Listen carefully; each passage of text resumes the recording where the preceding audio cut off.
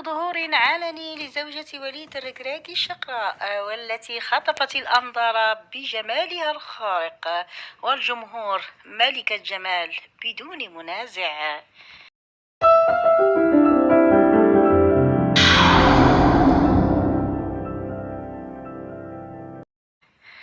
بعد فوز منتخب المغرب الأسطوري على المنتخب الإسباني وتأهلهم للدور الثامن من كأس العالم، تساءل رواد مواقع التواصل عن هوية زوجة وليد الركراكي مدرب أسود الأطلس.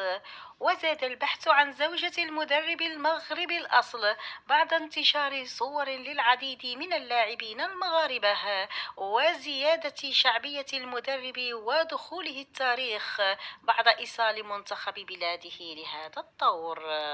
وانتشرت صورة حديثة لزوجة المدرب المغربي التي اندهل الجمهور من جمالها الشديد، حيث وصفوها بأنها ملكة جمال بدون منازع.